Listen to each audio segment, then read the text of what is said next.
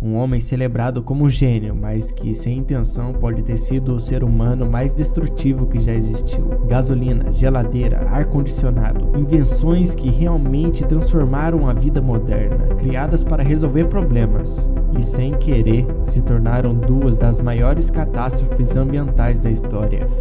Essa é a vida e o legado de Thomas Medley Jr., o homem que matou milhões sem querer.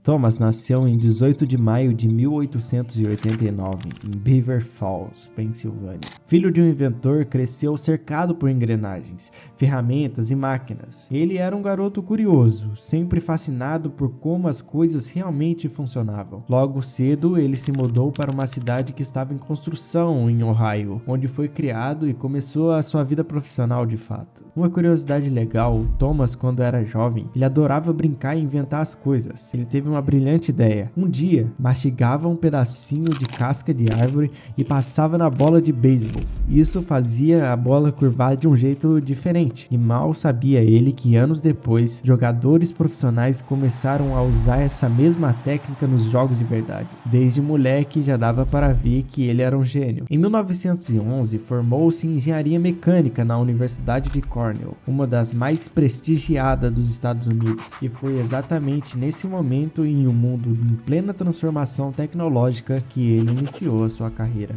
O século XX começava com um otimismo e fé absoluta na ciência. A era da eletricidade, dos motores, do avião, do telefone, e Medley estava pronto para fazer parte dessa revolução. Após se formar, Medley começou a trabalhar com combustão interna, justamente na época que os automóveis se tornaram populares. Assim, ele foi contratado pela General Motors, onde rapidamente ganhou destaque. O primeiro grande desafio: eliminar o problema conhecido como batida de motor, um barulho que reduzia a eficiência e encurtava a vida útil dos veículos. Depois de inúmeros experimentos, em 1921, Medley encontrou a solução perfeita: chumbo tetraetila, um aditivo químico que fazia o motor funcionar de forma mais suave e silenciosa. O resultado disso, a indústria automobilística comemorou. A solução foi vista como um triunfo na ciência. Medley foi celebrado como um verdadeiro visionário. Logo começaram a vir os reconhecimentos, e não eram poucos. Eram os maiores prêmios que um químico industrial poderia receber.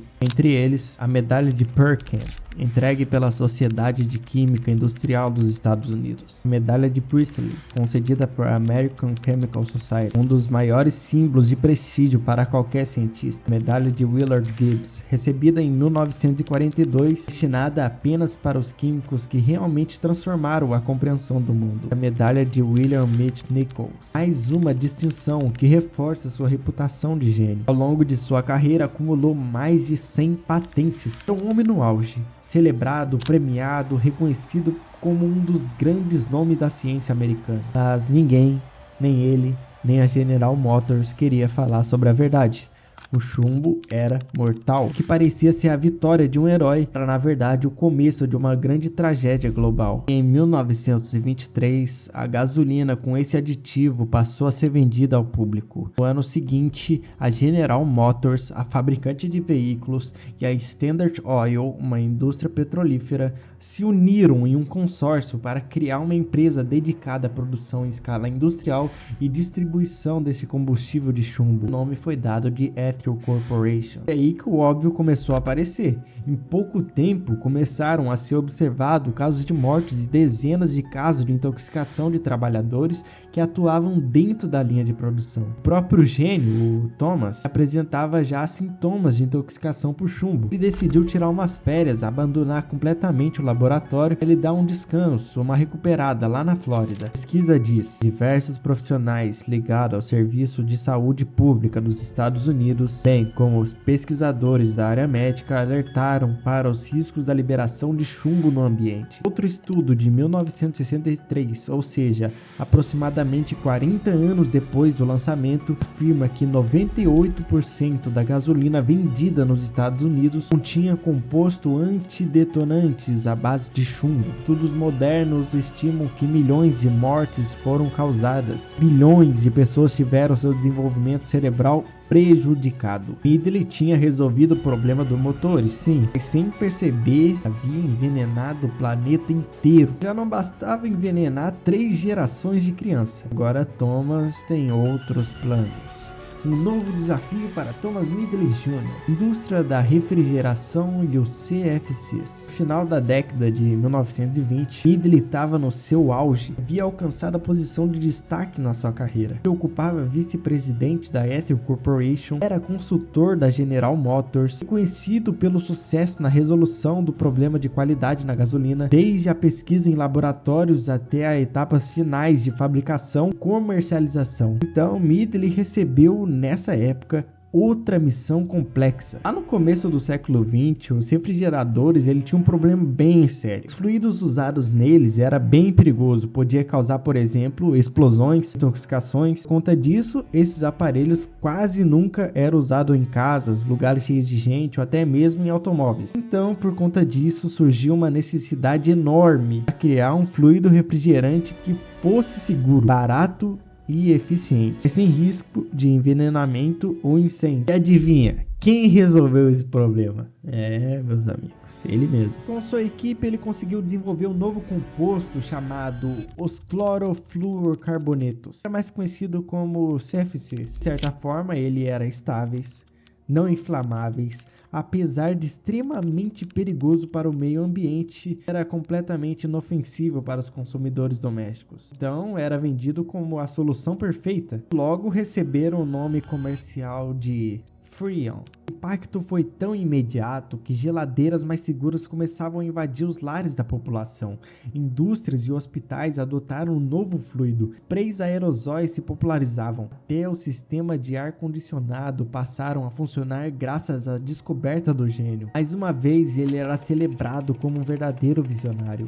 Mais uma vez, parecia que havia dado um passo brilhante rumo ao futuro. Mas parecia que todas as invenções de Midley tinha um efeito colateral, e dessa vez não foi diferente. Durante anos, ninguém desconfiou de nada. Os CFCs eram estáveis demais para causar problema imediato, mas o que ninguém sabia é que cada vez que uma geladeira era ligada, um ar-condicionado funcionava, um spray aerosol era usado, pequenas partículas desse composto escapavam para o ar. E elas, sem pressa, subiam lentamente pela atmosfera até atingirem a estratosfera, onde radiação ultravioleta quebrava suas ligações químicas. Esse processo liberava átomos de cloro que começavam a atacar a camada de ozônio, barreira natural que protege a Terra da radiação prejudicial. O buraco no céu começava a se abrir.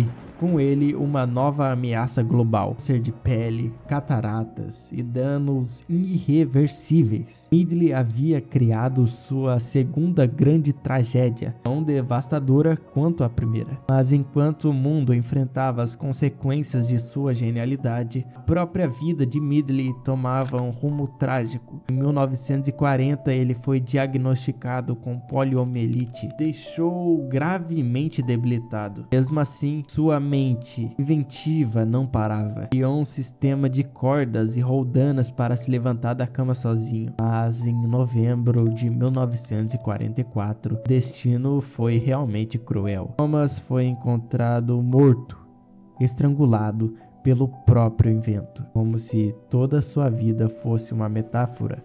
Soluções engenhosas que acabam se voltando contra ele. Meu muito obrigado e até a próxima.